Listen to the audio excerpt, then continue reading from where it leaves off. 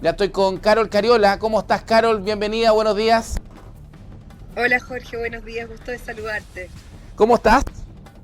Muy bien, muy ¿Sí? bien, aquí estamos maternando, ya tú sabes que hace 2 meses que nació ya mi bebé, pero igual nos damos tiempo para hacer algunas pausas y poder conectarnos con los medios y bueno, agradezco a Pura Noticia por esta invitación y esta conversación que vamos a tener esta mañana.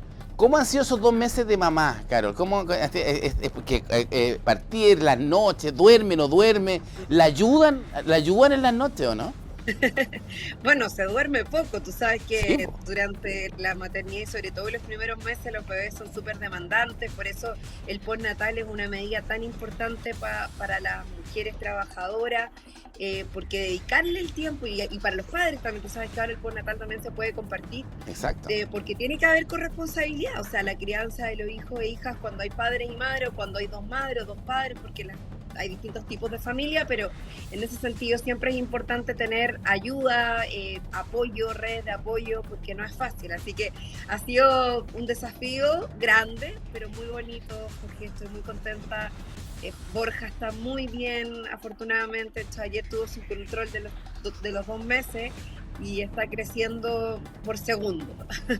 Maravilloso, maravilloso y saludo y una bendición muy grande siempre tener un bebé en casa. Así que felicitaciones, Carol. Carol, la quiero Siempre. llevar directamente a la arena política. Usted estamos de regreso a enfrentar un complejo año electoral. Tenemos una primaria que viene, cierto, enfrente, donde su partido tiene una excelente candidata, Janet Jara.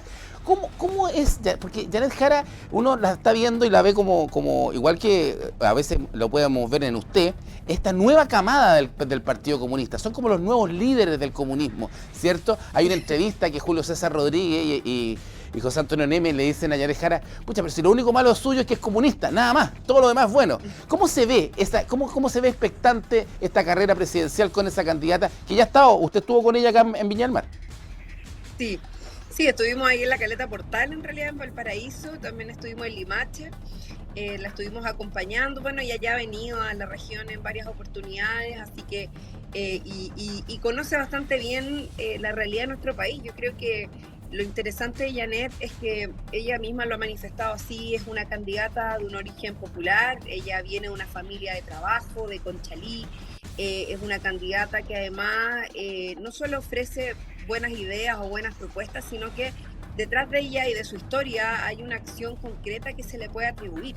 O sea, Janet Jara es la candidata que logró que en este gobierno, ¿cierto?, se implementaran la rebaja de las 40 horas laborales, es la candidata que permitió, siendo ministra, aumentar el salario mínimo de manera histórica, la reforma de pensiones con mucho diálogo. Tú sabes lo difícil que era en un momento que la reforma de pensiones todo el mundo la había desahuciado. Sin embargo, se logró una reforma de pensiones gracias a ese diálogo, a esa insistencia, esa capacidad política que Janet tiene y que yo creo que de alguna u otra manera es lo que refleja. Y por eso tú dices, y mucha gente yo creo que piensa que ella es una muy buena candidata. Yo lamento mucho estas caricaturas que se hacen de decir, bueno, que lamentablemente es comunista. O sea, los comunistas hemos estado durante mucho tiempo jugando un rol en la democracia de nuestro país. Somos un partido que se ha ido consolidando, que tiene participación parlamentaria, que ha llevado adelante la conducción de alcaldías relevantes de nuestro país, que tiene senadores, diputados, o sea, que hemos participado activamente también de primarias presidenciales. Por lo tanto, es bien triste, ¿no?, que algunas Sí, personas siempre intenten plantear esto como es lo de mismo, que, es lo que le de que por pasa, ser comunista no se puede, te fijas, es como a que le pesar de lo pasa. buenos que son, pero no, pero hay una caricatura, ¿no? Exactamente, esas caricaturas políticas que pasan en los dos extremos, diputada, ¿cierto? Porque también pasa en la extrema derecha. Dice la extrema derecha a un CAS, a un Kaiser, extrema derecha, Partido Comunista, extrema izquierda, ¿cierto? Siempre se le ponen estas caricaturas. Ahora, lo que usted dijese, y Ahí, puntualmente, ahí solo te voy a interrumpir un poquito, porque yo no creo que el Partido Comunista sea un partido de extrema izquierda. Yo creo que el Partido Comunista es un partido de izquierda muy institucional, tú lo has visto. O sea, la extrema izquierda en este país no participa de las instituciones, no participa de los procesos electorales, no participa de la institucionalidad pública de Chile. Nosotros somos un partido que hemos participado de izquierda, que hemos participado históricamente de elecciones, que hemos estado permanentemente participando de la institucionalidad, a pesar de que tenemos diferencias con la institucionalidad vigente y hemos planteado algunas propuestas para generar cambios y modificaciones. Nunca nos hemos restado de los procesos electorales y, como bien decía anteriormente, incluso desde que recuperamos la democracia ya hemos participado de 2 gobiernos. Entonces, no somos un partido de extrema izquierda, somos un partido que es capaz de pactar, de dialogar, de llegar a acuerdos, etcétera. Bueno, entonces, creo que por eso insisto en lo de la caricatura, porque creo que a diferencia de otros sectores políticos, y en este caso tú hacías referencia, por ejemplo, al Partido Republicano. El Partido Republicano es un partido que ha tomado otro tipo de posiciones. De hecho, con mucha incapacidad de diálogo. Tú has visto lo que ha pasado en la derecha particularmente. Hoy día ni siquiera han sido capaces de tener una primaria. Nosotros como sector tenemos una primaria amplia que va desde una candidata del PPD, el Partido Regionalista Verde Social, también está el Frente Amplio, el Partido Comunista, juntos en una primaria desarrollando una posición junto también con el Partido Socialista, que manifestó también su apoyo a una de las candidaturas. Vamos a tener una primaria unitaria y eso marca una diferencia. Hoy día cuando escuchamos, y le escuchaba recién decir sobre el tema del histórico avance en el sueldo mínimo, ¿cierto?, que tiene el país con este gobierno. Yo hace un tiempo atrás, justamente para el Día del Trabajador, escribí una editorial en referencia al gran legado que puede dejar Gabriel Boric, que es parte importante del Partido Comunista en ese legado, que son los 3 puntos que usted nombró. Primero, la reducción a las 40 horas laborales, ¿cierto? Se entiende una persona hoy día que gana el sueldo mínimo, ¿cierto? No tiene que trabajar más de 40 horas en un plazo de aquí a 2 años más. Mucha gente piensa que no necesariamente todo el mundo tiene una fuerza laboral de 40 horas, solamente quienes tienen un cierto y esto no es ahora, las 40 horas van a llegar en 2 o 3 años más. Después tenemos como la segunda línea el aumento del sueldo mínimo, aumento que también va a ser bastante distinto a partir del próximo año 2026. Y la reforma previsional. ¿Qué tan relevante fue el Partido Comunista y Yanel Jara en este que se puede transformar en el único gran legado de Boric, que lo catapulta como el presidente que en los últimos 30 años más ha hecho por la clase trabajadora? ¿O es demasiado propagandista lo que uno está diciendo? No, yo creo que efectivamente el presidente Gabriel Boric deja un legado, no tengo ninguna duda de eso, de que hay hoy día un desarrollo, una política pública, no solamente en el ámbito de los trabajadores. O sea, lo que tú mencionas respecto al salario mínimo, imagínate tú que en relación al salario mínimo el año 2022, cuando partió este gobierno, el salario mínimo era de 350.000 pesos. Y llegar a los 350.000 pesos fue un tremendo desafío. O sea, claro, yo recuerdo cuando discutíamos, ya había sectores políticos, fundamentalmente en la derecha, que no querían subir el sueldo mínimo. Y estos han sido logros fundamentalmente puestos desde la perspectiva del desarrollo de la organización sindical, donde la Central Unitaria Trabajadora ha tenido un rol fundamental. Hoy día ese salario mínimo está alcanzando los 510.636 pesos. Y eso es muy importante porque evidentemente da cuenta de un cambio. Tú sabes que lo que impacta en el bolsillo de las familias chilenas es clave para la calidad de vida que estas van a tener. Entonces, no es un detalle menor. Sigue siendo insuficiente, por supuesto. El salario mínimo tiene que seguir subiendo. De hecho, hoy día la CUT habla de un salario vital, no solo del salario mínimo como concepto. Sí, pero ahí se arrancaron con el monto. O sea, ya 1 millón de... Ya está bien. Pues, si no.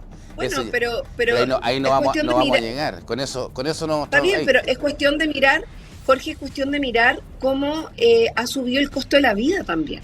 ¿Y por qué el salario de los trabajadores no puede ir acorde con el aumento del costo de la vida? Estamos de acuerdo, pero también tiene que ir acorde con el crecimiento país. Y ahí es donde van la limitancia. Por eso son medidas que hay que ir tomando progresivamente. Y hoy día ya hemos llegado a los 510.000 pesos.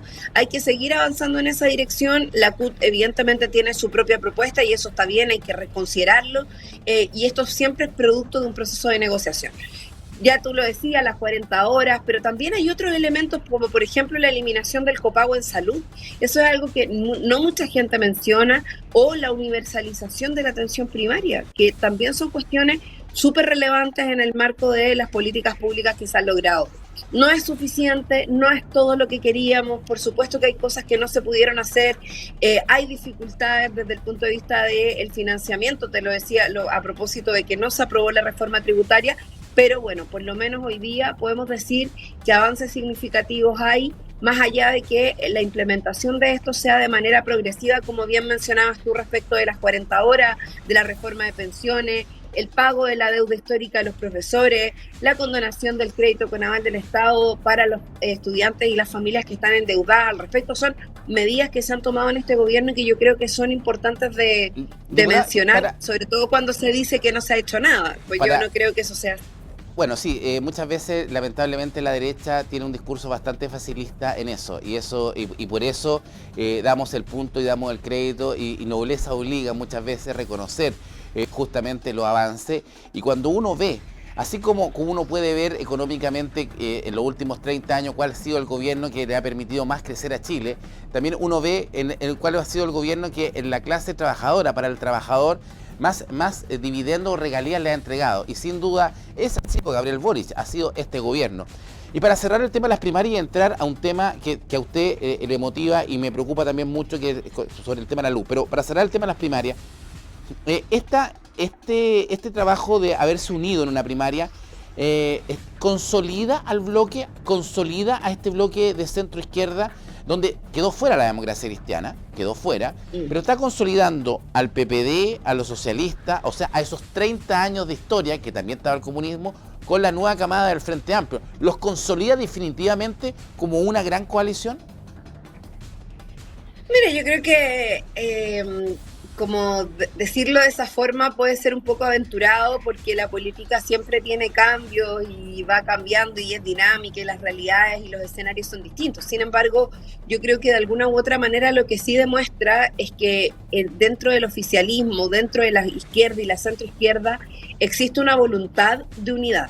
Y de que hoy día, a pesar de que tenemos matices, diferencias en algunas cosas, somos capaces de ponernos de acuerdo, de tener un proyecto común que se ha venido desarrollando ya hace bastante tiempo. Esta no es la primera vez que desarrollamos una coalición o una alianza para poder para poder desarrollar un gobierno en función de los objetivos que Chile tiene y que necesita.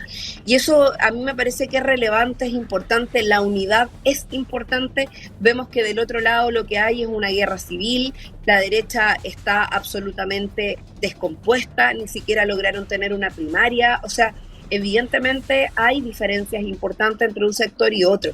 Y yo creo que eso también es relevante. O sea, para poder lograr... Mira, este gobierno demostró, Jorge, algo muy importante, que es que cuando no se tiene unidad, no se logra avanzar. Cuando no hay capacidad de diálogo, no se logra avanzar. Cuando no se tiene mayoría en el Parlamento, no se logra avanzar.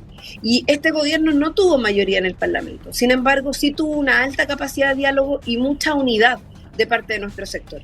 Y eso, a pesar de todas las dificultades que el gobierno tuvo, permitió que avanzáramos en algunas cuestiones que ya las hemos mencionado en esta conversación varias veces, ¿cierto?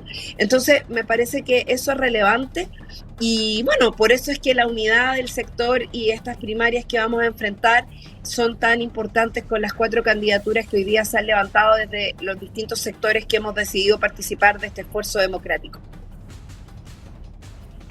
Vamos a tener problemas. Lo que sí vamos a tener problemas en estas primarias y no primarias es cuando nos lleguen las cuentas de la luz. Oiga, diputada, las cuentas de la luz han subido en un 60% a nivel nacional, en un promedio un 68% en la región de Valparaíso. Usted está trabajando justamente y hizo un llamado para que, y puso una alerta justamente y llama al gobierno a renegociar los contratos.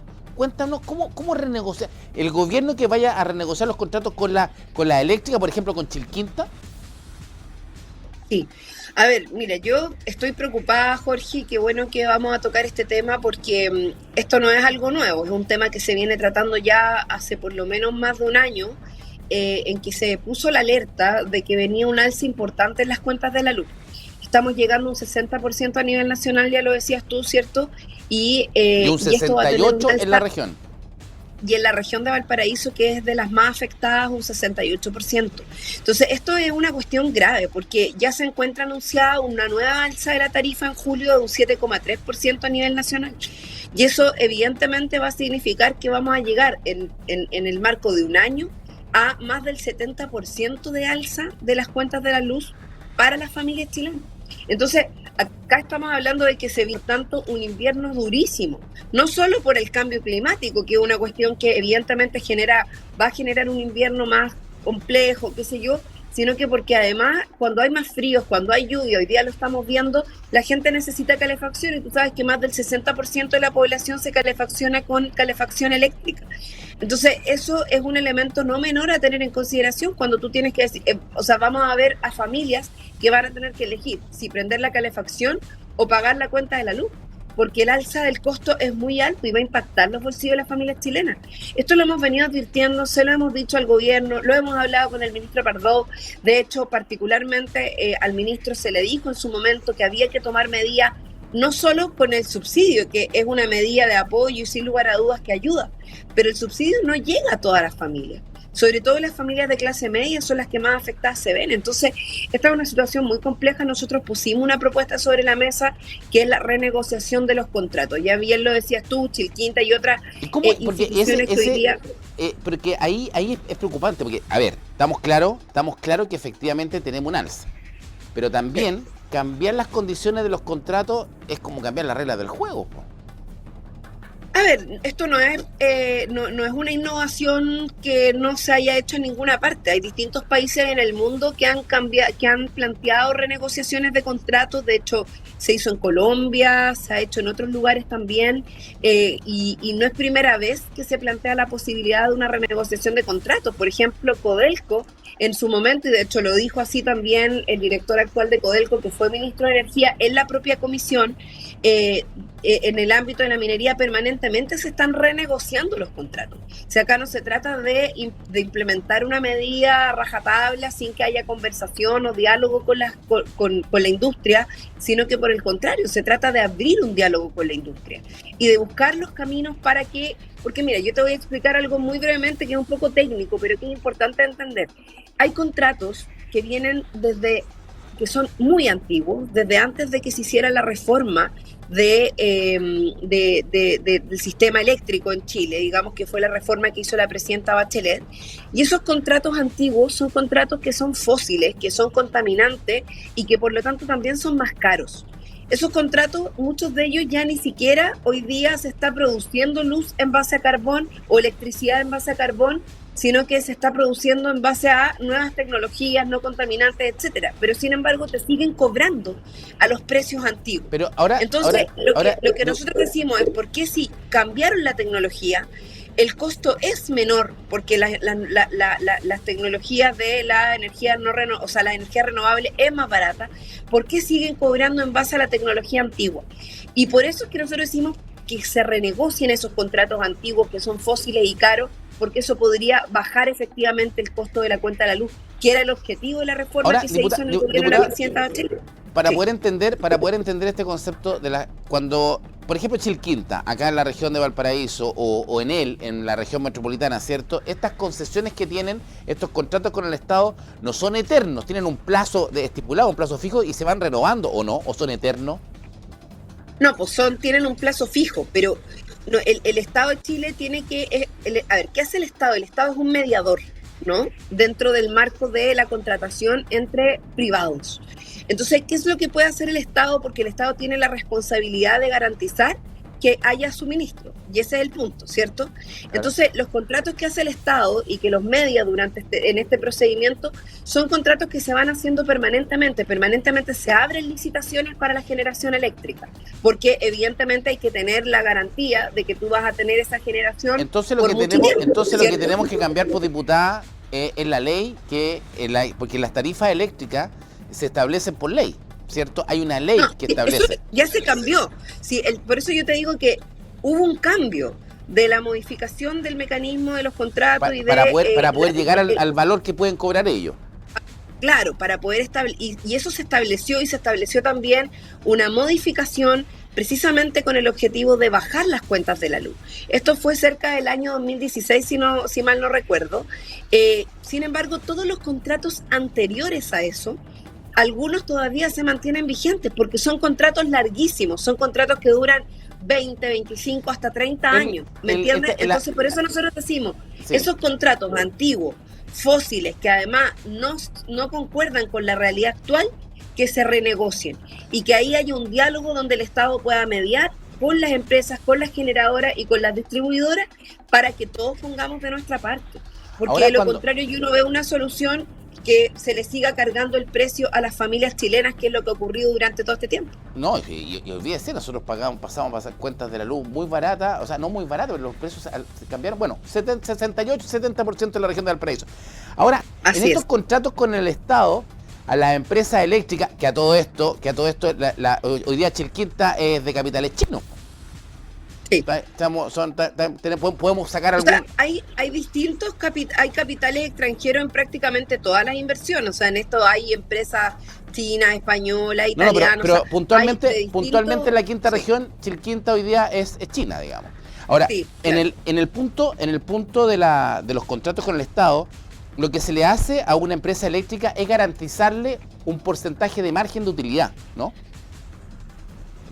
Claro, o sea, eso es lo que tiene que tener un contrato, un margen de utilidad, pero eso también tiene un tope, ¿te fijas? Eso es lo que establece también la ley actual. Sin embargo, y por eso vuelvo al punto anterior, el tema no es lo que tenemos hoy día como legislación, que siempre se puede mejorar, sino que tiene que ver con lo que arrastramos de la legislación anterior. Por eso es que nosotros decimos adaptemos la legislación actual con todos los procedimientos que tenemos respecto de abrir nuevos mecanismos de generación eléctrica a los mecanismos nuevos y no a los antiguos que se siguen arrastrando. Y yo le agregaría... Y en eso lo único que faltaría, Jorge, o lo que necesitamos es voluntad política del gobierno por un lado, voluntad política de las generadoras, de la industria por otro lado, porque finalmente cuando se hizo la reforma, la transformación legal, se hizo con el objetivo de que bajaran las cuentas de la luz. Entonces uno dice, ¿por qué entonces no ha ocurrido y por qué hoy día, al revés de que las familias chilenas vean reflejadas esas medidas en que bajen sus cuentas, finalmente las cuentas aumentan? Y ahí es donde tenemos el problema y la dificultad, porque además durante la pandemia tú sabes que hubo un congelamiento de la tarifa y eso fue generando una deuda que también se tuvo que volver a pagar y que se le traspasó a los clientes, sí, o sea, a los usuarios. Esa medida hay que reconocerla, esa medida que se tomó en el gobierno Piñera, esa medida fue mala medida, fue una medida que en su momento también era necesaria porque habían personas que efectivamente no podían se les cargó, pagar las cuentas de la luz. Sí, pero se cargó la mano después. Carol, solamente para terminar el tema de la luz. ¿Por qué? Porque, por ejemplo, hubo un elemento que fue un error y que es que no se negoció en ese momento, que no se siguieran generando intereses. Y los intereses, porque ahí es donde se generó la mayor alza. Entonces, ahora, por ejemplo, otra medida que se había propuesto en su momento era la condonación de los intereses. Que, o sea, cuando hay una pandemia, cuando hay una situación extrema, cuando hay una situación, una situación extraordinaria, los gobiernos toman medidas extraordinarias. Y el Estado tiene que asumir medidas para poder ayudar a las personas que lo están pasando mal. En la pandemia habían personas sin trabajo, personas que no podían pagar las cuentas de la luz y que no se les podía dejar sin electricidad. Entonces, claro, es una medida que quizás fue tomada de manera incompleta, porque se debió haber tomado prever, digamos, en el futuro que esta acumulación de deuda que se iba a generar finalmente le iban a pagar los usuarios, y ahí es donde está el problema de fondo respecto de lo que está pasando actualmente con el alza de las cuentas de la luz. Entonces hay que tomar medidas. Yo creo que esto es preocupante, es una situación que está afectando los bolsillos de las familias chilenas, ya lo está afectando y va a seguir haciéndolo en la medida que esto se proyecta un aumento aún mayor para el mes de julio. Y creo que eso es preocupante, es grave y no puede ser algo que sea que pase inadvertido, ¿cierto? O sea, las familias chilenas efectivamente lo están viviendo. Hay un condimento más que yo le quiero colocar a lo que usted está diciendo sobre que hay que preocuparse y ocuparse justamente de esta alza, y una de las posibilidades también es la renegociación de los contratos, y sobre todo como a muchas de estas compañías se les garantiza un margen de utilidad. Yo creo que también hay que tener mucho ojo en los costos de estas empresas, porque muchas de estas empresas, en el caso de Chilquinta, por ejemplo, lo conocemos bastante bien, tiene una empresa asociada empresa que es Tecnored, que es la que le presta todos los servicios logísticos a Chilquinta. Y muchas veces cuando uno ve los costos que tiene Tecnored, por ejemplo, por cambiar un poste, son bastante altos. Y justamente esos son costos. Entonces hoy día, a lo mejor si Chilquinta no contratase a su misma empresa que es Tecnored por cambiar el poste y se contratara a un tercero, o le obligaran a este tipo de empresas eléctricas a hacer licitaciones públicas a través, por ejemplo, del mismo mercado público, ¿qué permitiría eso? Que los costos de las eléctricas serían más transparentados, porque muchas veces se ocupan a estas subempresas. No lo estamos diciendo directamente, pero podría ser un buen análisis ver cuáles son los reales costos, porque en base al costo se calcula el margen y ahí también hay un alza que en el fondo lo pagamos todos nosotros. Diputada, último tema para no quitarle más tiempo. Ferias libres. Hay un proyecto de ferias libres. Personalmente no estoy muy de acuerdo, no van a dejar nunca más entrar a una feria después de lo que yo voy a decir, pero cuénteme usted el proyecto de ferias libres, porque en el fondo se le hace una ley a la medida para feriantes, que son muy sacrificados, por cierto, pero una medida para que no den boleta. ¿Por qué los feriantes no pueden dar boleta como todo el mundo? A ver, no, mira, esto es un tema mucho más complejo. O sea, el tema de las ferias libres durante mucho rato, los feriantes han venido planteando la necesidad de formalizar, de buscar un camino para... De hecho, hay una ley de ferias libres que es mucho más grande, pero lo que se despachó fue el nuevo régimen tributario para las ferias libres, que fue despachado ya de la Cámara de Diputados a ley, en el cual plantea que un nuevo régimen tributario especial para los comerciantes de ferias libres, donde se establece un impuesto sustitutivo del IVA.